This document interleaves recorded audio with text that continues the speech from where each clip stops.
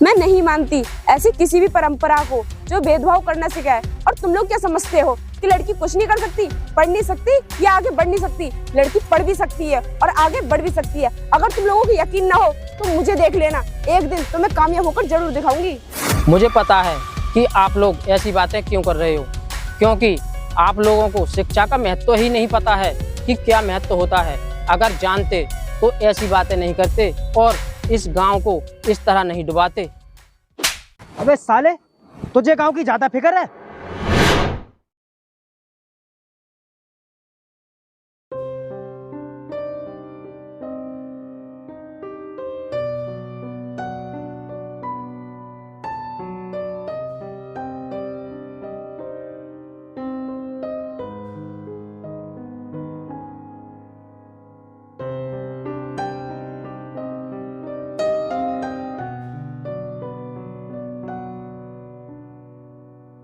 अरे आ गए आप बैठिए, मैं आपके लिए पानी लेकर आती हूँ।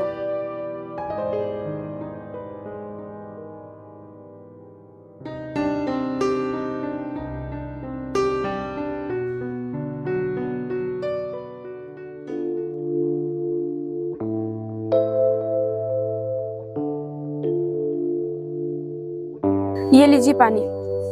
अरे क्या हुआ, आप एकदम उदास क्यों हो गए? कुछ नहीं हुआ, मैं तो ठीक हूँ। तुम्हें उदास क्यों लग रहा हूँ? मैं आपकी पत्नी हूँ और आपको अच्छे तरीके से जानती हूँ। आपका चेहरा देखकर मुझे पता लग जाता है कि आप मुझसे कुछ छुपा रहे हो। इसलिए पहले आप पानी पीजिए, उसके बाद मुझे बताइए कि आप इतनी उदास क्यों हो।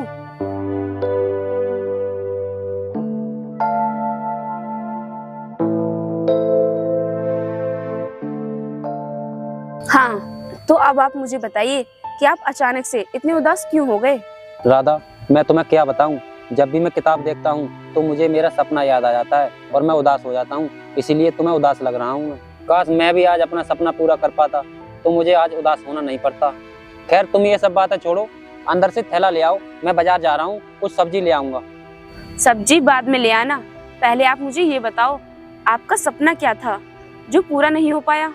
राधा छोड़ो ना, तुम क्या करोगी मेरे सपने के बारे में जानकर? जो हुआ सो हुआ।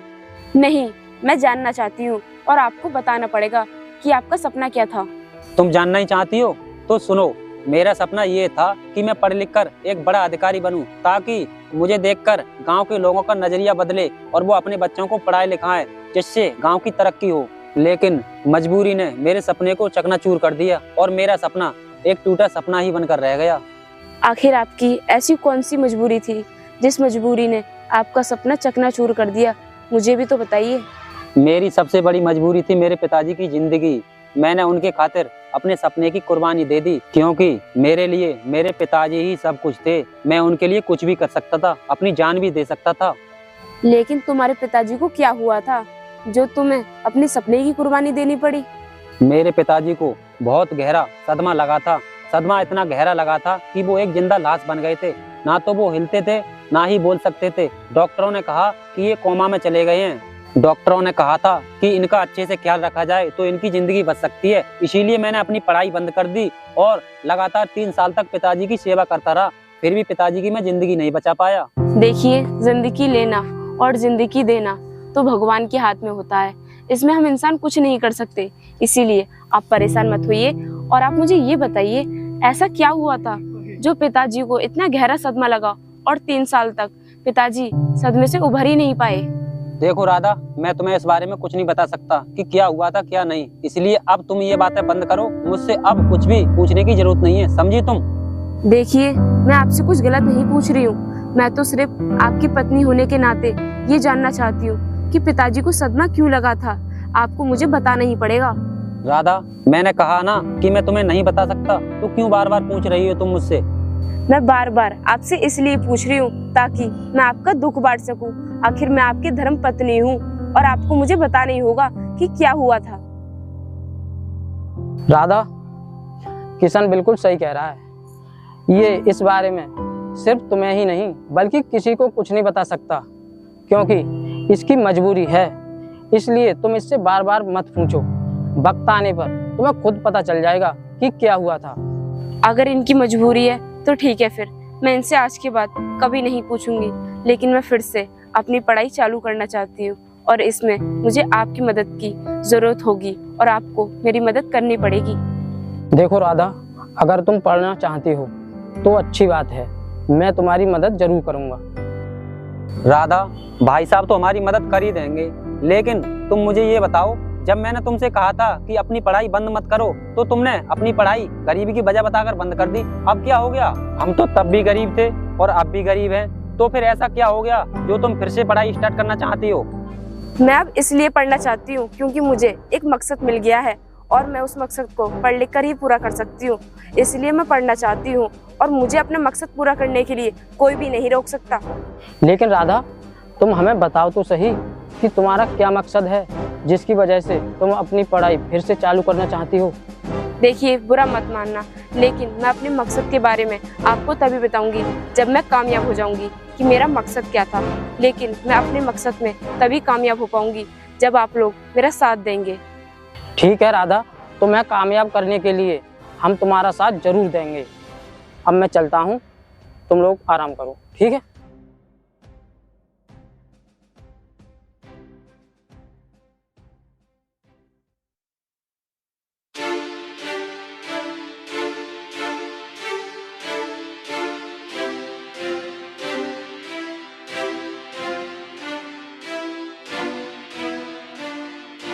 अरे ये किशन कहाँ जा रहा है अपनी पत्नी को लेकर? ये किशन की बीवी है, ये तो बहुत सुंदर है, इससे पूछ के देख ये कहाँ जा रहे हैं। और भाई किशन, कहाँ चल दिया अपनी पत्नी को साथ लेकर? अगर तू कहे तो तेरी पत्नी को हम छोड़ दें, तू तो सिर्फ इतना बता दे कि कहाँ छोड़ना है। नहीं साहब, आपको छोड़ने की कोई जरूरत नहीं है, और वैसे भी हमारी औकात कहाँ है जो हम इस गाड़ी में बैठ जाएं? हम तो पैदल ही निकल जाएंगे। औकात तो नहीं है तुम्हारी इस गाड़ी में बैठने की, लेकिन तेरी बीवी चाहे तो हम इस गाड़ी में बिठा सकते हैं। अरे नहीं साहब, हमें नहीं बैठना आपकी गाड़ी में, हम पैदल ही चले जाएंगे। अगर तुम हमारी गाड़ी में नहीं बैठना तो कोई बात नहीं, लेकिन तुम लोग मुझे ये बता दो जा कहाँ रहे हो। हम कहीं भी जा रहे हैं, इससे आपको क्या मतलब जो इस तरीके से हमें रास्ते में रोककर परेशान कर रहे हो? हम जा रहे हैं तो जाने दो ना। हम कहाँ तुम्हें परेशान कर रहे हैं, तुम्हें जाना है तो जाओ, लेकिन जाने से पहले तुम्हें ये जरूर बताना पड़ेगा कि तुम जा कहाँ रहे हो। मैं कॉलेज में एडमिशन के लिए जा रही हूँ। बताओ, तुम्हें कोई दिक्कत है जो तुम इतनी पूछताछ कर रहे हो? क्यों बे किशन, तू अच्छे से जानता है कि हमने तुम गरीब लोगों को पढ़ने का कोई अधिकार ही नहीं दिया है, फिर तो हमारे खिलाफ क्यों जा रहा है? हाँ भैया बिल्कुल सही कह रहे हैं, क्योंकि हमारे यहाँ पर लड़कियों को पढ़ाने की भी पाबंदी है। और ये ठहरी गांव की बहू, तू इसे पढ़ाना चाहता है? क्या तुझे अपनी जान प्यारी नहीं है? अरे तुम किस जमाने में जी रहे हो जो इस तरीके की बातें कर रहे हो? इस जमाने में लड़का हो या लड़की, दोनों बराबर हैं और दोनों को पढ़ने का पूरा अधिकार है। तू ये जमाने की बात है हमें मत बता, हम सब जानते हैं कि ये जमाना कैसा है, लेकिन अगर तुझे हमारे गांव में रहना है तो हमारे नियमों के अनुसार ही रहना पड़ेगा, समझी तू? ये लोग आपके सामने ऐसी बातें कर रहे हैं, आप चुप क्यों खड़े हो? बोलो ना, इनसे कुछ कहते क्यों नहीं हो? ये क्या बोलेगा? ये कुछ नहीं बोल सकता, तू जानती नहीं है, ये हमारा गुलाम है, गुलाम। अगर ये हमारे खिलाफ कुछ भी बोलेगा तो इसे पता है कि हम इसका क्या हाल करेंगे। देखिए चौधरी साहब, मेरी पत्नी पढ़ना चाहती है, इसीलिए मैं इसका एडमिशन कराने जा रहा हूँ। मेरी आपसे हाथ जोड़कर विनती है, हमें जाने दीजिए।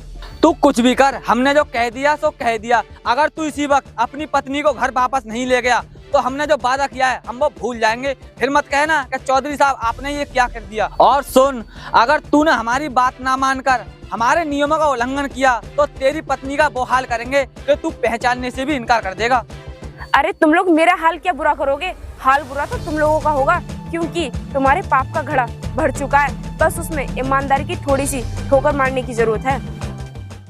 तो हमारा बुरा हाल करेगी? तू जानती नहीं है हमें। और सुन, अगर तुझे इसकी जान प्यारी है तो ले जा हमारी आंखों के सामने से, वरना अच्छा नहीं होगा।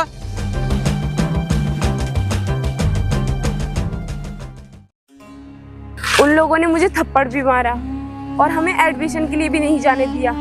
आखिर आपकी ऐसी क्या मजबूरी है जो आप उनके सामने एक शब्द भी नहीं बोल सकते? तुम घर चलो, मैं तुम्हें सब कुछ बता दूंगा।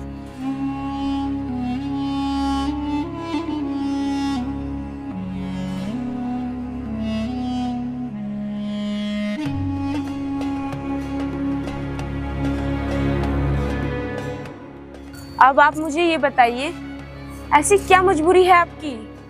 बताते क्यों नहीं हो आप मुझे? राधा, तुम सब कुछ जानना चाहती हो तो ठीक है, मैं तुम्हें पहले ये बताना चाहता हूँ कि पिताजी को सदमा क्यों लगा था। हाँ, मुझे ये भी जानना है, बताइए। पिताजी को सदमा इस चौधरी की वजह से ही लगा था। क्या? हाँ, उस चौधरी ने हमारी सारी जमीन अपने कब्जे में कर ली, इसी वजह से पिताजी सदमे में चले गए। वो चौधरी किसी वादे की बात कर रहा था।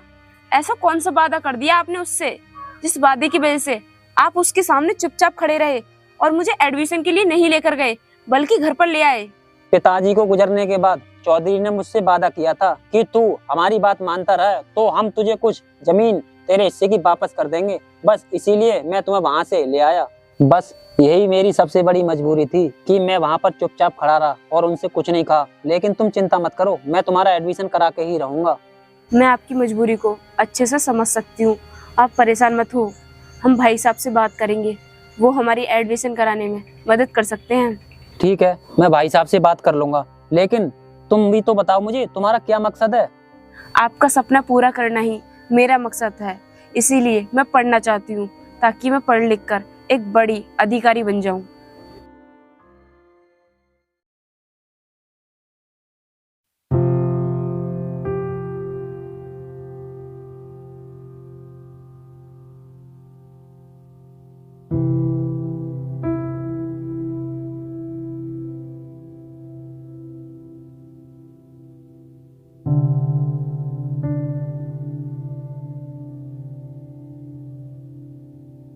अरे भाई साहब, आप तो यहीं मिल गए। मैं आपके पास ही जा रहा था। मेरे पास आ रहे थे? लेकिन क्यों, कुछ काम था क्या? अरे काम क्या, मैं अपनी पत्नी का एडमिशन कराने जा रहा था। रास्ते में चौधरी और उसका भाई मिल गया। उसने मुझे अपनी पत्नी का एडमिशन कराने नहीं जाने दिया बल्कि वहाँ से घर वापस भेज दिया। इसीलिए मैं आपके पास आ रहा था ताकि आप मेरी पत्नी का एडमिशन कराने में मदद कर सकें। एडमिशन तो हो ही जाएगा, लेकिन पहले तुम मुझे ये बताओ, तुमने उन लोगों को बताया क्यों कि तुम अपनी पत्नी का एडमिशन कराने जा रहे हो? तुम्हें पता नहीं है या तुम जानते नहीं हो कि जब तक ये चौधरी का खानदान रहेगा तब तक हमारे गांव का शिक्षित होना असंभव है? भाई साहब, मैंने बिल्कुल नहीं बताया कि मैं अपनी पत्नी का एडमिशन कराने जा रहा हूँ, बल्कि मेरी पत्नी ने ही बता दिया कि हम एडमिशन कराने जा रहे हैं। अगर उसे उनके बारे में कुछ पता होता तो वो बिल्कुल नहीं बताती। इसमें कमी तेरी है, तेरी पत्नी की नहीं। तुझे अपनी पत्नी को चौधरी के बारे में सब कुछ बताना चाहिए था। उसे क्यों नहीं बताया? अगर तू बता देता तो उसे पता होता ना, फिर वो क्यों बताती? क्या तू भूल गया कि तेरे पिताजी के साथ उस बड़े चौधरी ने क्या किया था? नहीं भाई साहब, मैं कुछ नहीं भूला, मुझे सब कुछ याद है। लेकिन मैंने अपनी पत्नी को उस चौधरी के बारे में इसीलिए नहीं बताया कि वो मेरा दुख जानकर दुखी ना हो। अब उसे सब कुछ पता चल चुका है। काश ये सब तुम्हारी पत्नी पहले जान चुकी होती तो ये नौबत नहीं आती। खैर कोई बात नहीं, हम कल तुम्हारी पत्नी का एडमिशन कराने चलेंगे, लेकिन ध्यान रहे इस बात का चौधरी को पता नहीं होना चाहिए। अगर उसे जरा भी भनक हो गई तो वो एडमिशन नहीं होने देगा, क्योंकि वो अच्छे से जानता है कि अगर हम लोग शिक्षित हो गए तो उसका राज खतरे में पड़ जाएगा। इसलिए हमें ध्यान रखना होगा, तभी राधा का एडमिशन हो सकता है, समझे? ठीक है भाई साहब, मैं समझ गया। कल हम जरूर चलेंगे और ध्यान रखेंगे कि इस बारे में चौधरी को बिल्कुल भी पता ना चले। ठीक है, हम कल जरूर चलेंगे। और अगर रास्ते में वो चौधरी या उसका भाई मिल भी गया ना तो हम बहाना बना देंगे कि हम कहीं और जा रहे हैं। ठीक है, अब तुम जाओ, मैं भी चलता हूँ।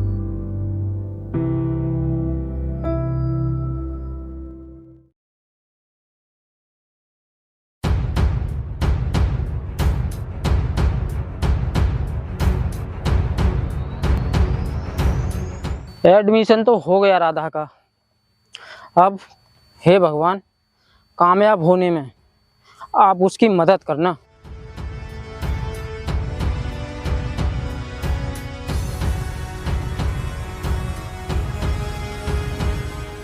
अबे रोक, और ये बता तू कहाँ से आ रहा है? कहीं से नहीं चौधरी साहब, मैं तो ऐसे ही आ रहा हूँ इधर से। आप बताइए। तू ये बता, कल तुझसे किशन क्यों मिलने आया था? सच बताना, वरना तू जानता तो है हम तेरे साथ क्या कर सकते हैं। चौधरी साहब, मैं सच कह रहा हूँ। वो कल मेरे पास आया था मुझसे मिलने, और वो आपके बारे में बात कर रहा था कि आपने उसकी बीवी का एडमिशन नहीं होने दिया। हाँ, कल वो अपनी पत्नी का एडमिशन कराने जा रहा था और हमने उसे वापस भेज दिया। लेकिन तू हमें ये बता, वो तुझे क्यों बता रहा था? तू क्या कर लेगा हमारा? मुझे लगता है तू कुछ हमसे झूठ बोल रहा है। चौधरी साहब, मैं आपसे झूठ क्यों बोलूँगा? क्या मैं जानता नहीं हूँ कि आपसे जो भी झूठ बोलता है उसे आप गाँव में ही नहीं रहने देते? तो फिर मैं क्यों झूठ बोलूँगा, ये बताइए। ऐसा है, तू शरीफ बनने की कोशिश मत कर। हम तुझे अच्छे से जानते हैं कि तू लोगों को कैसे गुमराह करता है, इसलिए तू सच उगल दे, नहीं तो हम सच उगलवाना जानते हैं। चौधरी साहब, आप मेरा विश्वास तो कीजिए, मैं झूठ नहीं बोल रहा हूँ। मैं तो बल्कि आपके पास ये जानने के लिए आने वाला था कि आपने उसको उसकी पत्नी का एडमिशन क्यों नहीं कराने दिया।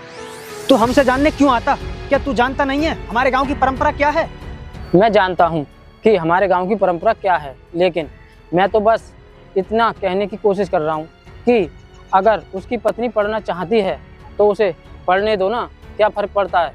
तुझे पता है फर्क पड़ेगा या नहीं पड़ेगा? फालतू बकवास कर रहा है, चल निकल यहाँ से।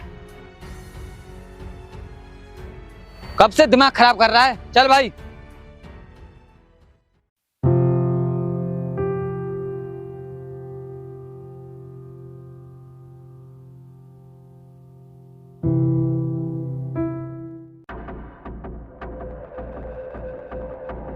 भाई, मैंने सुना है उस किशन ने अपनी बीवी का एडमिशन करा दिया।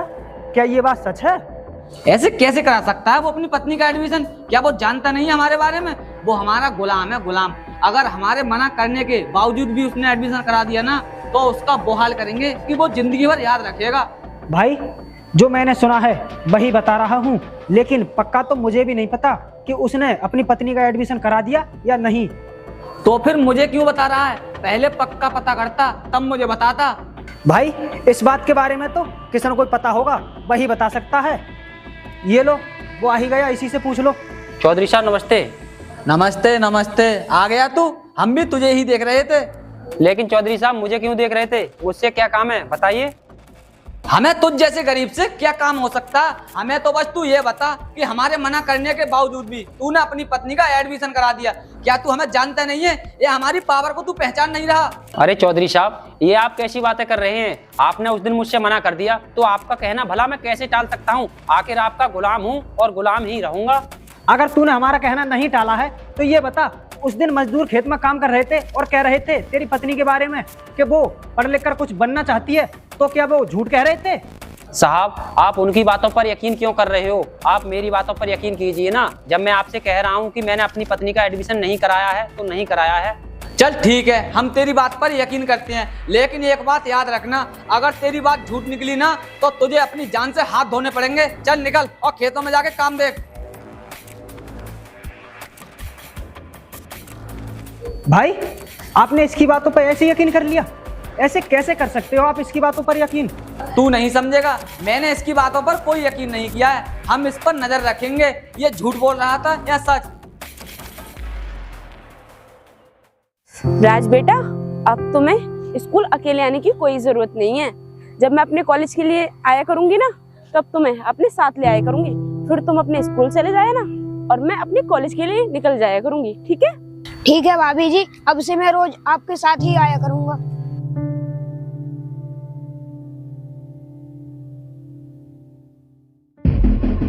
अरे, ये किशन की बीवी कहाँ से आ रही है? रुक तू, मैं अभी पूछता हूँ। ए, रुक जरा, कहाँ से आ रहे हो तुम दोनों? क्यों, आप लोगों को दिखाई नहीं देता है क्या? मैं अपने कॉलेज से आ रही हूँ और ये अपने स्कूल से आ रहा है। बताओ तुम लोगों को क्या दिक्कत है?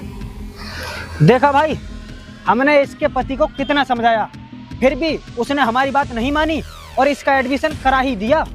तू जानती भी है तूने क्या किया है? तूने हमारे गांव की बरसों पुरानी परंपरा तोड़कर बहुत बड़ी गलती की है। इसकी सजा तो तुझे भुगतनी पड़ेगी।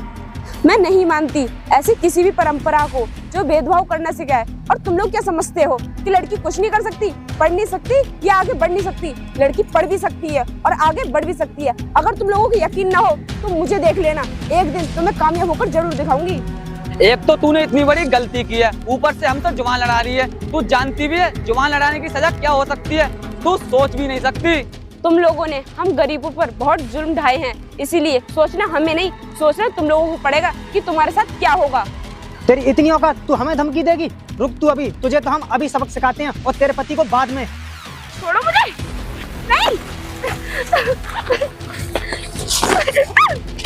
चल निकल अब यहाँ से। ए, चल निकल।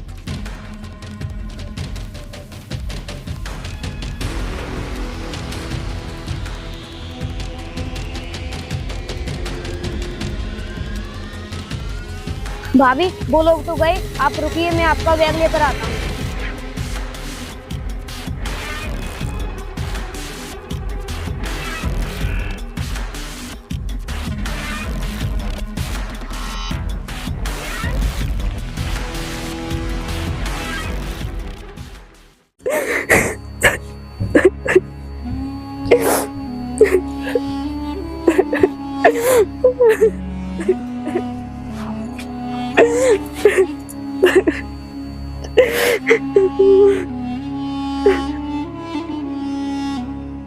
अरे राधा, क्या हुआ?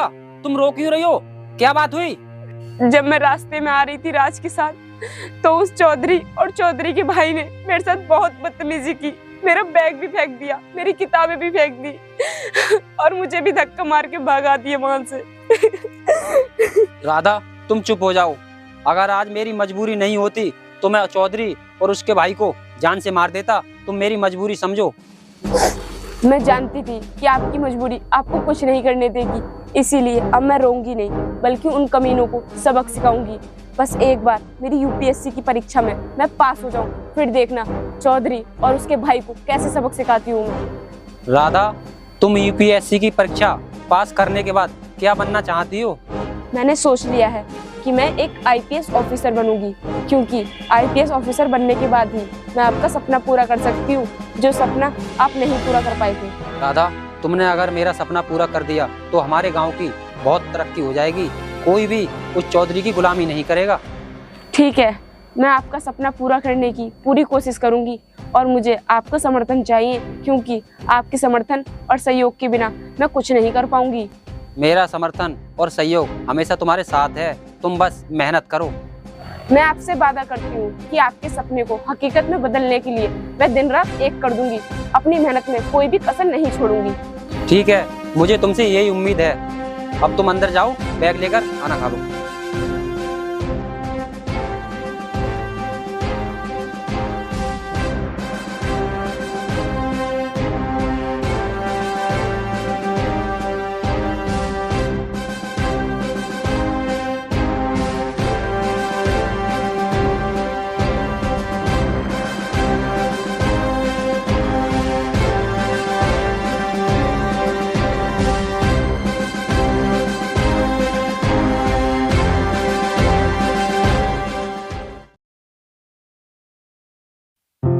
पता नहीं राधा कब आएगी लौटकर।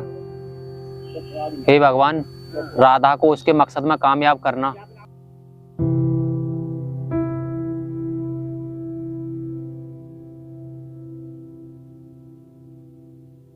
अरे किशन, क्या सोच रहा है बैठा बैठा?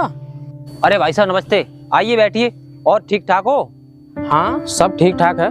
तुम सुनाओ, बैठे बैठे क्या सोच रहे हो? कहीं काम पर नहीं गए आज? काम पर गया भाई साहब, जब से वो राधा ट्रेनिंग पर गई है ना, तब से मैं उसी के बारे में सोचता रहता हूँ। अरे इसमें इतना सोचने की क्या बात है? अब तो राधा एक आईपीएस ऑफिसर बनकर ही लौटेगी। भाई साहब आप सही कह रहे हो, मुझे भी राधा से यही उम्मीद है कि वो एक आईपीएस ऑफिसर बन के ही लौटेगी और मेरा सपना पूरा करेगी। वो आईपीएस ऑफिसर बनकर ही लौटेगी और तुम्हारा सपना भी जरूर पूरा करेगी। और हमारे गांव के लोगों का नजरिया तुम्हें देखकर बदला या नहीं बदला, लेकिन उसे देखकर जरूर बदलेगा और सभी अपने बच्चों को पढ़ाएंगे लिखाएंगे ताकि हमारे गांव की तरक्की हो सके। यही तो मैं चाहता हूँ कि हमारे गांव की तरक्की हो। तरक्की?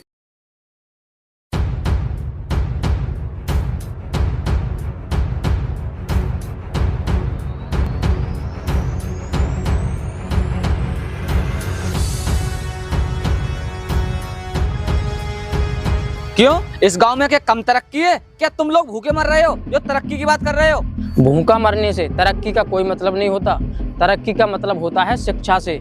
जब यहाँ पर हमें और हमारे बच्चों को शिक्षा ही नहीं मिल रही तो फिर किस बात की तरक्की है?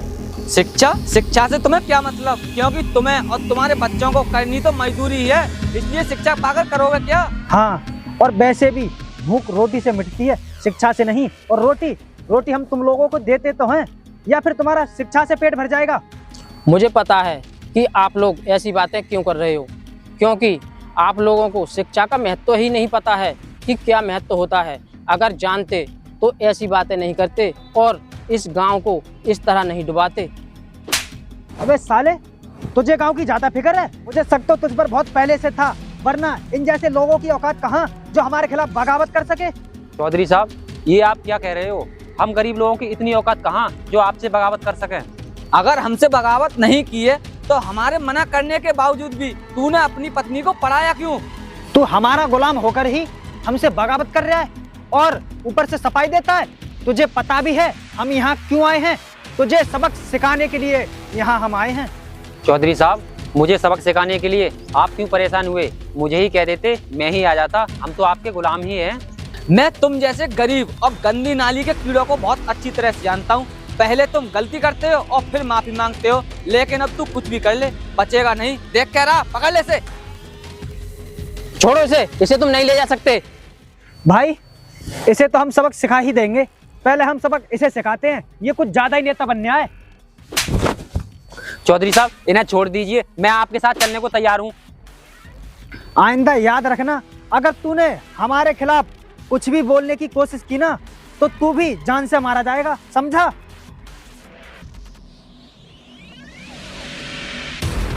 चल बे, तेरे दिन अब पूरे हो चुके हैं।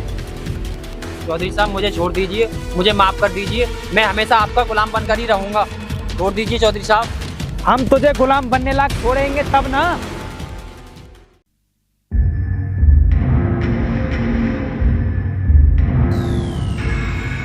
हमारा गुलाम होकर और तूने हमारे ही खिलाफ बगावत कर दी। क्यों बे, कहाँ मर गई तेरी बीवी?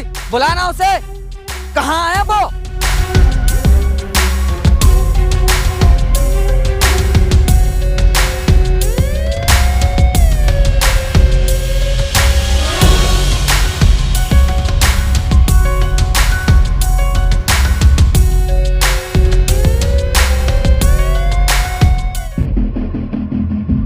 राधा,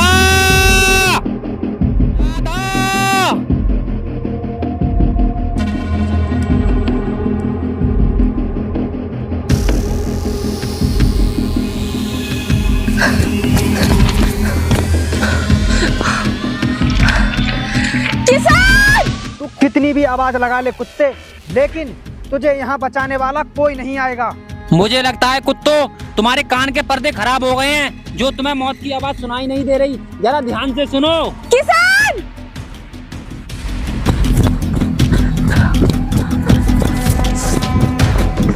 कुत्ता, छोड़ दो मेरे पति को, वरना मैं तुम्हारा खून पी जाऊंगी।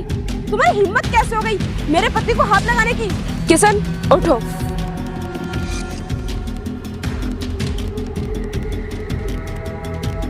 तुम्हारी हिम्मत कैसे हो गई एक आईपीएस ऑफिसर के पति को हाथ लगाने की? देखा कुत्तो, मैंने तुमसे कहा था ना कि लड़कियां सब कुछ कर सकती हैं। तो देखो, आज मैंने साबित कर दिया है। अब तुम लोग चलो मेरे साथ, तुम्हें जेल की हवा खिलाती हूँ। वहाँ पीसना, जेल में चक्की।